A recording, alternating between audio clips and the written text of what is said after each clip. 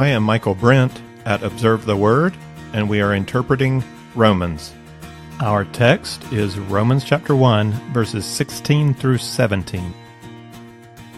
Today we hit the thesis of Paul's letter to the Romans. It's our third out of 3 lessons on Paul's introduction, and this is the part where he tells us what the letter's about. In the original Greek of chapter 1, verses 16 and 17, Paul uses the word for to logically connect 3 statements. So let's read it, starting with verse 15. I'm eager to preach the gospel to you also who are in Rome, for I am not ashamed of the gospel, for it is the power of God for salvation to everyone who believes, to the Jew first and also to the Greek, for in it the righteousness of God is revealed from faith to faith, as it is written, but the righteous man shall live by faith. And we can imagine the flow of thought by inserting questions to which Paul is providing an answer. And I'm going to change the word for to the word because, to help us get the logical flow. Paul just commented in verse 15, I'm eager to preach the gospel to you also who are in Rome. We might ask, why, Paul, are you so eager to preach the gospel to we who are in Rome? Because I'm not ashamed of the gospel. Why are you not ashamed of the gospel, Paul? Because it's the power of God for salvation to everyone who believes, to the Jew first and also to the Greek. Why, Paul, is the gospel God's power of salvation? Well, because in it, the righteousness of God is revealed from faith to faith, as it is written, but the righteous man shall live by faith. Okay, Paul, well then how is God's righteousness revealed in the gospel? Well, if you have some time, I'll explain it to you. And that's what Paul does for the rest of the letter. He explains to us how the gospel of Jesus Christ reveals the righteous plan of God and is thus the power of God for salvation to everyone who believes. So let's consider each phrase of the thesis individually, and then at the end, I really want to spend some time on this little quote that Paul gives us from Habakkuk. So we start with, I am not ashamed of the gospel. I've heard the apologist Michael Ramsden come at this statement with a question, what makes you ashamed of the gospel? Paul's not ashamed. Have you ever been ashamed? Have you ever felt shame and so have not spoken up about the gospel? Or you felt shame when you were speaking about the gospel? Why is it? What is it that brings us shame when we're speaking about the gospel of Jesus Christ? And when we think about shame happens when you speak or act in such a way that people around you reject you, put you down, devalue you because of something you've said or because of something you've done. They laugh at you or they belittle you or they morally judge you. So you put yourself out there and then you're rejected, and that brings this sense or this feeling of shame. So what are some ways or reasons that we feel shame in relationship to the gospel? Well, the first is intellectual shaming. You're going to tell me you really believe all this stuff? God, heaven, sin, hell. You actually believe there was a real Jesus and that it matters that he died on? I mean, you can be a Christian, but you don't you get that Jesus is really a metaphor? We don't have to really believe that some Jewish guy lived 2,000 years ago and died on a cross. It doesn't matter that he died on a cross. It's just metaphorical. He's a symbol of love. That's what it's all about. No thinking, intelligent person really believes that all this happened or that there's a hell. I mean, the next thing you're going to be telling me is that you believe in a worldwide flood. You're so naive. Science has taken us past this primitive stuff. I mean, really, come on. That's intellectual shaming. And a significant element of society will try to shame you intellectually if you hold the truths of the gospel. Another reason we feel shame is that we get shamed religiously. Wait a minute. Our family's been Christians for generations, and now you're telling me that you have this special personal relationship with Jesus that I don't have and your dad doesn't have and your grandfather doesn't have. It's just grace through faith. Who are you all of the sudden to figure out that everybody else is wrong? That your family, your society, people of all these other religions, that none of us get it. Why are you trying to be so holy? So you're all of a sudden, you're reading your Bible, you're talking to Jesus, and you think you're better than everybody else. So there's a religious element of society, often coming out of family, that'll shame you when you begin to question the religious rituals and practices, assumptions and behaviors that are accepted as the norm. When the gospel leads you to act differently, to believe differently religiously, then you can experience religious shaming. Who are you to be different? Another type of shaming we can call moral shaming, and it comes in two versions. So you can be shamed morally when you begin to try to live right, to live according to how you understand the gospel calling you to live. So when you come to Christ and your life changes, your friends might not love it. And it's really normal for them to try to shame you into your old behaviors, or shame you into behaviors maybe you've never had, but they're, whoa, you're a virgin. Wow, you're suppressed. So why don't you why don't you chill out, have a drink, have a puff? Are we not good enough for you anymore? You found better friends. You hang out with your Christian friends and you can't hang out. What is one beer? What's one beer going to do to you? So there's a shaming of your gospel morals. You try to stand up and take a stand for Christ, and you get shamed. There's another type of moral shaming that's even harder to deal with. This insists that your view of God actually makes God out to be ugly or unfair, unjust, unrighteous, unloving. And this can get to some of the really difficult questions. So if your God is so loving, and he's just, and he's all-powerful, why does he let innocent little children suffer, die, have leukemia? God doesn't care about the children? Or here's another one. What about the person who's never heard of Jesus? You're telling me that the only way to get to heaven is through Jesus. So all these people who haven't heard about Jesus, they're going to hell, right? So God locks out everybody who isn't a Christian. God is that intolerant. Your view of God is ugly. So this shaming shames you for your gospel worldview. And this is tough. This is where some of the really hard questions come up. But you're being rejected because of your view of God, your view of people, and your view of salvation. Now, all of this kind of shaming, Paul's fully aware of. He's faced it all. He faced the intellectual shaming of philosophers in Athens. He faced religious shaming from his family and his countrymen. He faced moral shaming from the pagan culture around him that tolerates everything and every god. The deep objections that call into question Paul's vision of God, he's faced it all, and he believes in a robust gospel. He believes that the gospel answers the intellectual questions, it answers the religious questions, and it answers the moral questions. And so he says, I am not ashamed of the gospel of Jesus Christ. And furthermore, Paul's sense of honor and shame doesn't come from the society around him. They're trying to put on him a feeling of shame for his gospel beliefs, but Paul knows that his honor comes from God. And the shame that worries Paul is the shame of being counted unrighteous when he stands before God. That's the judgment Paul cares about. And in Romans chapter 10, verse 11, Paul's going to quote Isaiah saying, and whoever believes in him will not be put to shame. Paul has found a way that he can stand before God on that day and not be put to shame. And that way is the gospel. And it's a future orientation. I can't tell you that you will not be shamed for your gospel belief. I can tell you that you don't need to be ashamed for your gospel belief. I mean, friends, co-workers, family members, educators will try to shame you intellectually, religiously, morally for your belief in God.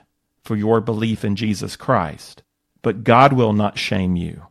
Your life will be affirmed by God. And if you will trust in the gospel, you will not be put to shame. So Paul, fully out of his heart and conviction, he says, I'm eager to preach the gospel to you who are in Rome, because I'm not ashamed of the gospel, because it is the power of God for salvation to everybody who believes. Why is he not ashamed? Because he really believes that there is power in the gospel to save us. And he's not saying here what we need saving from, but whatever it is, we'll get to it, but whatever it is, the gospel is God's power to do that saving. The gospel is not just words. The gospel is an unleashing of power. The gospel is not some philosophy made up by man. The gospel is an act of God that brings real healing into our brokenness. So most people can agree that things are not the way they ought to be. People are broken, lost, lonely, searching, unfulfilled, guilty, condemned. We know that inside that there's a problem, and we need a real solution that recognizes the real problem and has real power to overcome that problem. The gospel is God's power for the salvation that we need. Paul adds in this phrase to further emphasis. First, this power of salvation comes to those who believe. Belief is a critical component for experiencing God's power of salvation. Secondly, belief is available universally. He says to everyone who believes, to the Jew first and also to the Greek. And Paul is going to maintain these two truths throughout his argument, that the gospel is applied to those who have faith, and it is available to be applied universally. Everybody can believe. So Paul's claim is that the gospel is the power of God for salvation. He's not explaining that claim yet. He's just setting up what his argument's going to be about. This is the thesis. We're going to have to wait to see how it unfolds. How does the power of God bring about salvation? He's got one more clarification to make, one more thing to add. The gospel brings about power for salvation by revealing the righteousness of God. For in it, the righteousness of God is revealed from faith to faith. A lot of recent scholarly discussion has revolved around this phrase, righteousness of God. This is going to get a little detailed, but it's worth it for right interpretation as we go through Romans. I want to give you 4 options for what the phrase righteousness of God could mean. First, we ask, is the righteousness of God something that applies to God? Does God own it? Or is it something that applies to or belongs to a human being? In Paul's use here, who does righteousness of God apply to? And if the righteousness of God applies to God, then we can ask a second question. Is it an action of God, or is it an attribute of God? So righteousness of God could be a statement about God's character or virtue. The righteousness of God is his righteous character, and that righteous character is revealed in the gospel. And we're actually going to see this use in Paul's argument. Opponents are going to accuse Paul of making God out to be unrighteous. Your gospel, Paul, is unfair. It shows God is unfaithful. Paul is going to argue that the gospel actually presents God as wholly righteous. So in one sense, Paul's going to say the righteousness of God is something that applies to God and applies to his character, to his nature. But then it's also interesting to note how often in the prophets the righteousness of God is depicted as action.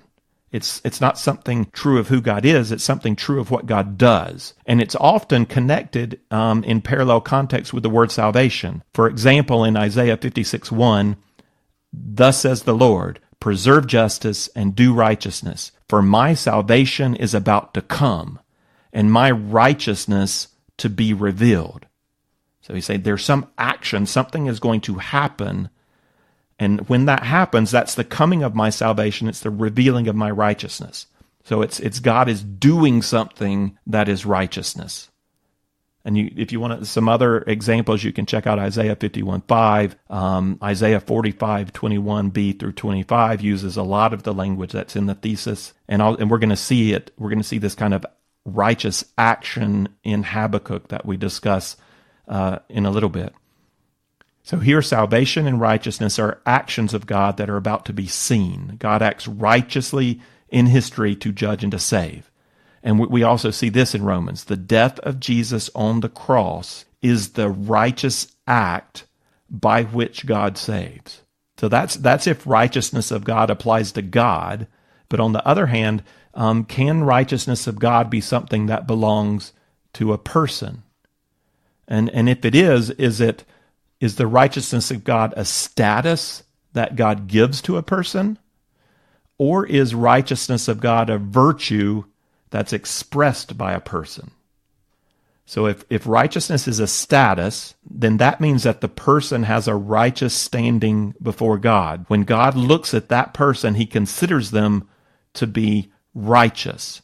And that righteousness comes from God. That's why it's called the righteousness of God. It's not the righteousness of Michael. The source is God. God bestows righteous status. It comes from him. If righteousness of God is a virtue or a quality expressed by a person, then the righteousness of God is the type of righteousness approved of or defined by God and then lived out by a human being. So that's not righteous status conferred by God. That's righteous life or righteous character. And this is the idea expressed, for example, in Deuteronomy 6:25. It will be righteousness for us if we are careful to observe all this commandment before the Lord our God, just as he commanded us. In this sense, the righteousness of God applies to a human being who's living according to the righteousness defined by God. And we're going to see both this idea of righteousness of God as a status, but also righteousness of God as a practice lived out in Romans. And it's just going to be very important that we get the order correct. And I may have just cheated. I just said that we see all four options: two righteousness of God's that belong to God and two righteousness of God's that belong to human beings. And I think all four senses are used by Paul in Romans.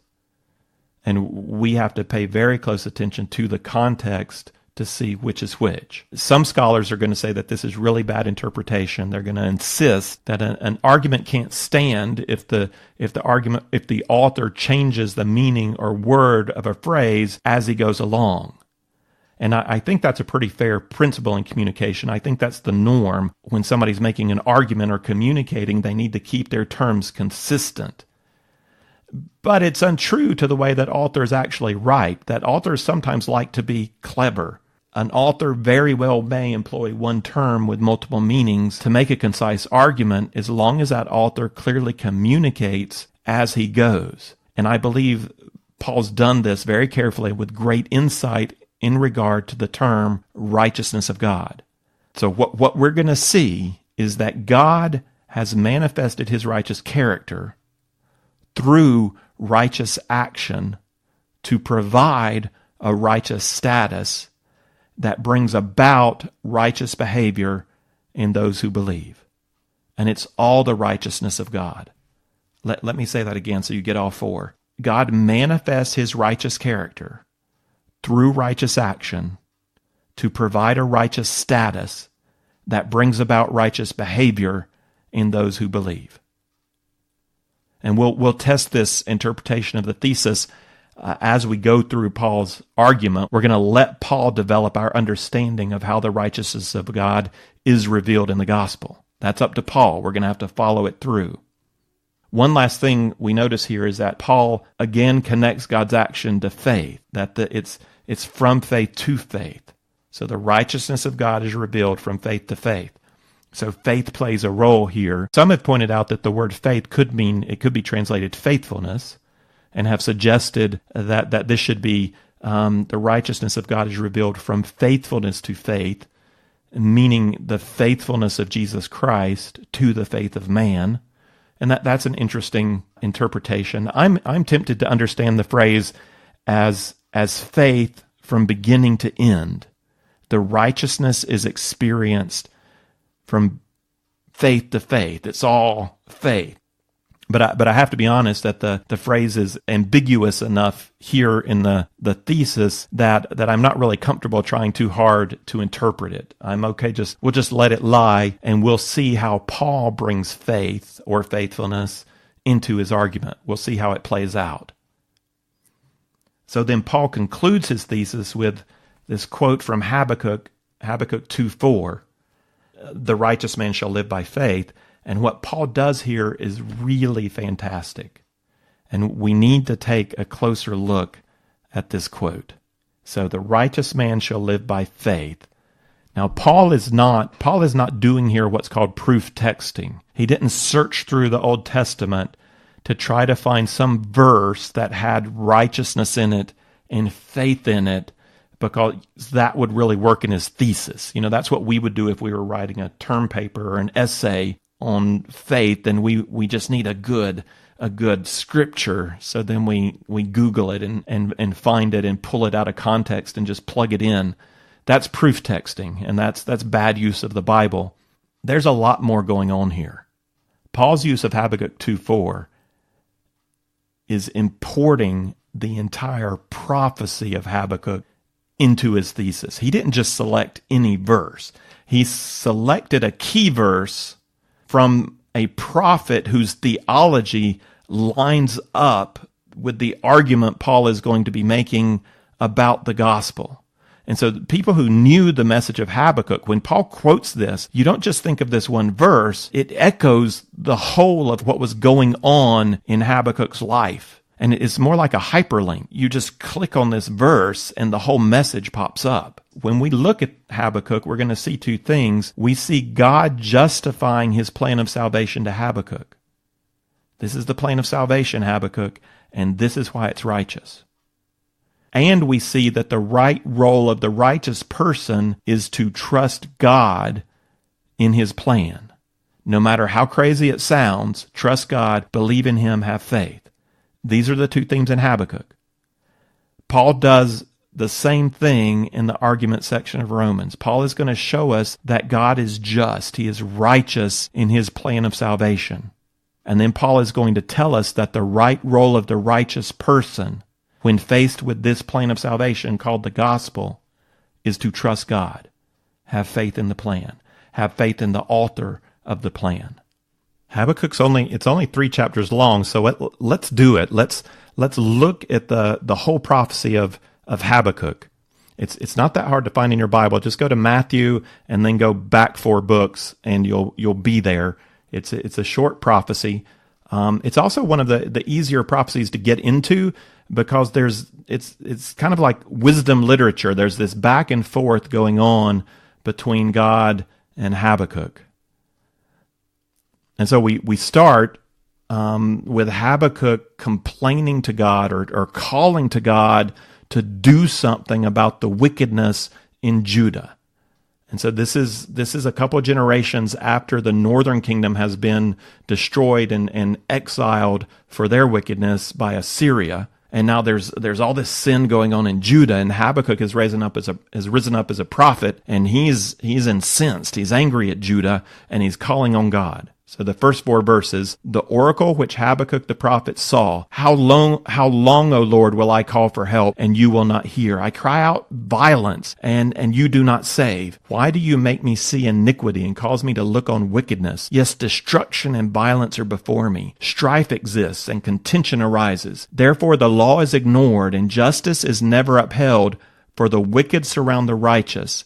Therefore justice comes out perverted. So this is Habakkuk's condemnation on the nation of Judah. And God responds. So God's response is in verses 5 through 11, and it's not what Habakkuk wants to hear.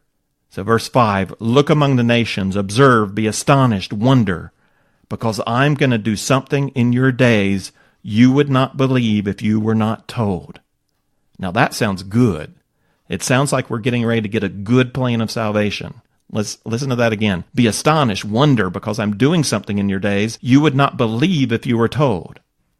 For behold, I am raising up the Chaldeans, the Babylonians, that fierce and impetuous people who march throughout the earth to seize dwelling places which are not theirs. They are dreaded and feared. Their justice and authority originate with themselves. Their horses are swifter than leopards and keener than wolves in the evening. Their horsemen come galloping. Their horsemen come from afar. They fly down like an eagle swooping to devour.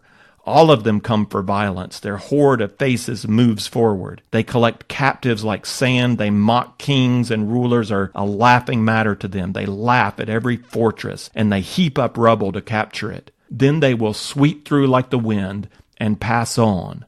But they will be held guilty, they whose strength is their God. Okay, God. Habakkuk's like, God, I'm just asking you for justice on Judah. And your answer, your plan of salvation is to bring this wicked, powerful, violent nation, Babylon, to come and to wipe out Judah and to carry them off into exile. That's your plan, God. Habakkuk's not too pleased. So we get Habakkuk's response to God's plan of salvation now in verses 12 through 2:1. Are you not from everlasting, O Lord my God, my Holy One? We will not die. You, O Lord, has appointed them to judge, and you, O Rock, have established them to correct. Your eyes are too pure to approve evil, and you cannot look on wickedness with favor. Why do you look with favor on those who deal treacherously? Why are you silent when the wicked swallow up those more righteous than they?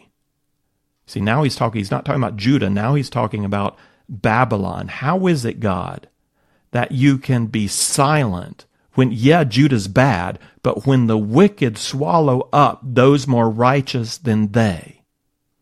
Verse 14, why have you made men like the fish of the sea, like creeping things without a ruler over them? The Chaldeans, Babylonians, bring all of them up with a hook, drag them away with their net, and gather them together in their fishing net. Therefore they rejoice and are glad, and they offer a sacrifice to their net, and burn incense to their fishing net. Because through these things their catch is large, and their food is plentiful. Will they therefore empty their net and continually slay nations without sparing? So Habakkuk describes the Babylonians. They're these fishermen that just come nation after nation with their net, and they gather up peoples and destroy them. And even worse than that, they don't give praise to God. They give praise to their nets, to their own power, to their swords, to their chariots, to their armies, to their strategies, to their plans. The Babylonians praise themselves for their victories. So God is calling this sinful people to come and to deal justice out on Judah, but that people is arrogant and proud and rejects God even as they're doing it. You are holy, God. This cannot be the righteous plan. How can this be right? And so then Habakkuk says, I will stand on my guard post and stand myself on the rampart, and I will keep watch to see what he will speak to me, and how I may reply when I am reproved. That's 2 verse 1.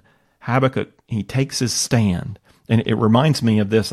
When I had little girls, there were those times where I would say, come, or I would say, do this. And that little person would look at me and would plant their feet solid and not move.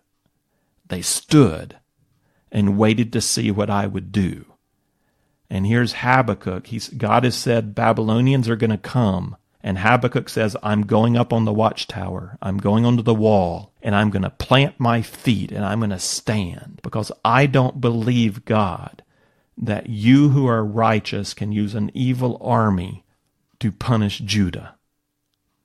This is my answer, and I'm going to wait and see. He says, I'm going to wait and see how I might reply when I am reproved. So he's expecting God to reprove him for what he's just said. And then in chapter 2, verse 2, the Lord answers and says, record the vision, inscribe it on tablets, that the one who reads it may run.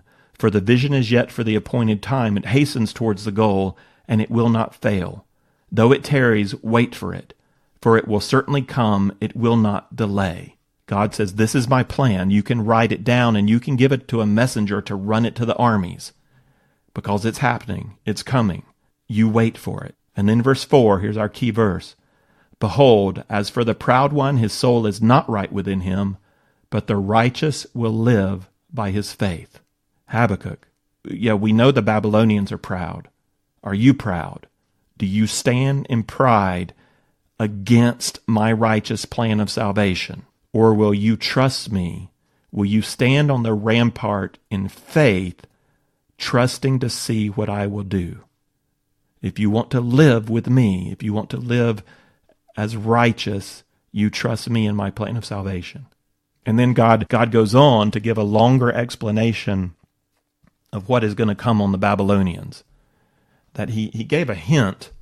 God gave a hint in verse 11 of chapter 1 that his use of the Babylonians is not a justification or a vindication of the actions of the Babylonians. That God is able to use the wicked to bring about good, but the wicked are still responsible for their wickedness. This is true of the Jewish religious leaders who handed Christ over for crucifixion. It's true of Pilate and Herod.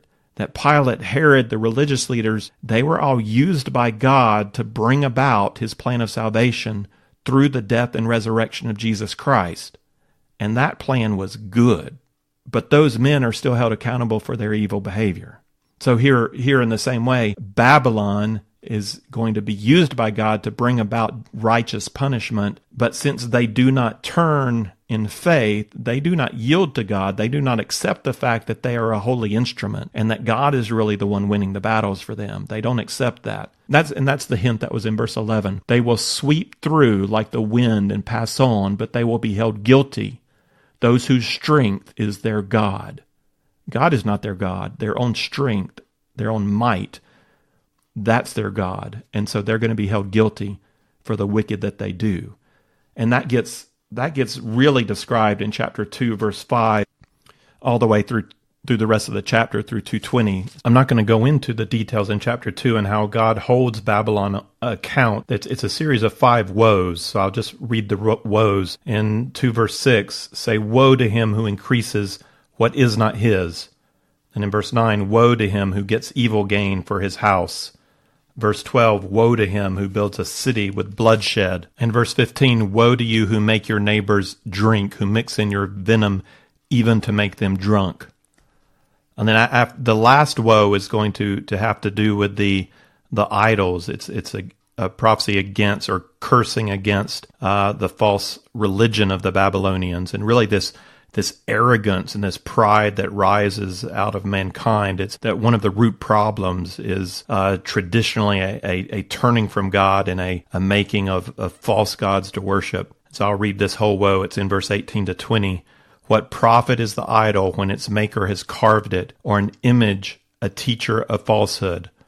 For its maker trusts in his own handiwork when he fashions speechless idols. Woe to him who says to a piece of wood, awake, to a dumb stone, arise, and that is your teacher? Behold, it's overlaid with gold and silver. There's no breath at all inside of it. And so this picture of idolatry is these gods have been created, and man calls the gods to wake and to speak. Then you get this verse 20, but the Lord is in his holy temple. Let all the earth be silent before him. The Lord is going to speak. The idols, they're called to speak, but they're silent. They're dumb. They're powerless. But God is in his holy temple, and God is going to speak. It's not God who's silent. It's let all the earth be silent before him. So mankind is silenced when the true God speaks. Now this last woe makes a good transition into chapter 3. And what we have in chapter 3 is a vision of a new faith perspective. In that Habakkuk before, when he considered God's plan to bring Babylon to destroy Judah, all he saw was wicked Babylon. But this whole vision describes the coming of God as a judge and as an avenger to punish Judah. So Habakkuk no longer sees the army of Babylon, he sees God. In verse 2 he says, Lord, I've heard the report about you and I fear. O Lord, revive your work in the midst of the years. In the midst of the years make it known. In wrath, remember mercy. I see you coming, Lord, to judge. I see your righteous wrath. Remember mercy. And then he describes the chariots and the rage of the Lord coming. I'll skip ahead to verse 12. In indignation you march through the earth. In anger you trample the nations. You did go forth for the salvation of your people and for the salvation of your anointed. You struck the head of the house of evil to lay him open from thigh to neck. And then we get to the end of the chapter. It's a beautiful ending. It was probably made most well known from the book Hind's Feet on High Places, which is quoted at the end. We see Habakkuk now standing on the ramparts, and he's waiting for the Lord to come, and he's waiting in faith, and he believes that this is God's righteous judgment, but it doesn't make it easier. So this is difficult faith. It's hard to trust God in what has to happen to Judah. So verse 16, he says, I heard, and my inward parts trembled. At the sound my lips quivered, decay enters my bones, and in my place I tremble, because I must wait quietly for the day of distress, for the people who arise who will invade us. That idea of waiting quietly takes us back to chapter 2, where Habakkuk was standing on the ramparts and God told him to wait. The righteous lives by faith. And so now we see faith in Habakkuk. And as he considers the incrementally increasing destruction of Judah, he's going to trust. So in verse 17, though the fig tree should not blossom, so there's no fruit on the trees, and there be no fruit on the vines. So that's the fruit's gone, but that's also wine, what you drink.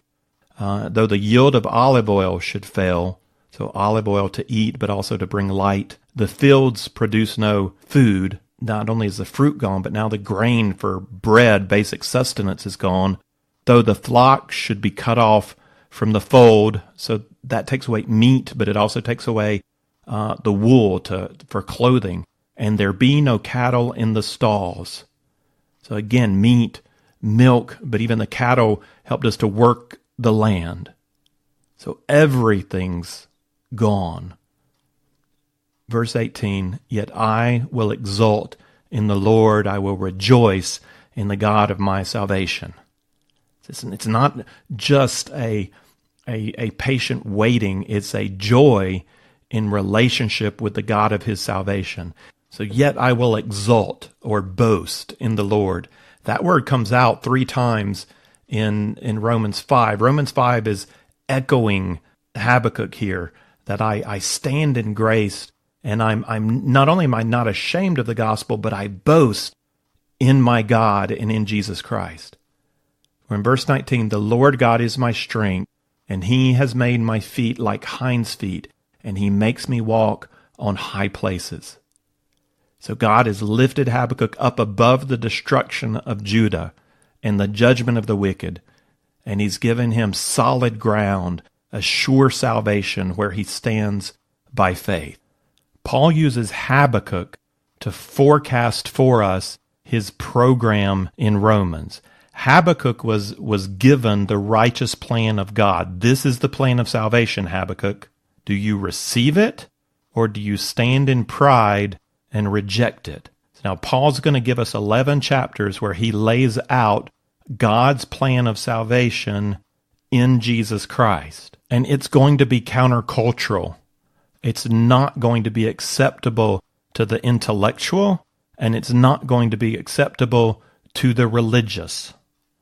It is radical grace through faith in Jesus Christ. That's the plan of salvation. Do you turn away and reject it? Or by faith, do you say, yes, that's what I'm staking my life on. That's my rock. That's where Paul wants to take you. He wants to give you this understanding of the gospel of Jesus Christ. So by the end, your heart will just be bursting, wanting to proclaim, along with Paul, I'm not ashamed of the gospel, for I see that it is the power of God for salvation to everybody who believes, to the Jew first, and then all to the rest of us. For in it, the righteousness of God is revealed from faith to faith. Just as Habakkuk said, the righteous man shall live by faith. If you would like the text of this lesson with some resource questions, or if you'd like to see overview charts that go along with our study of Romans, then check out the resource page at observetheword.com.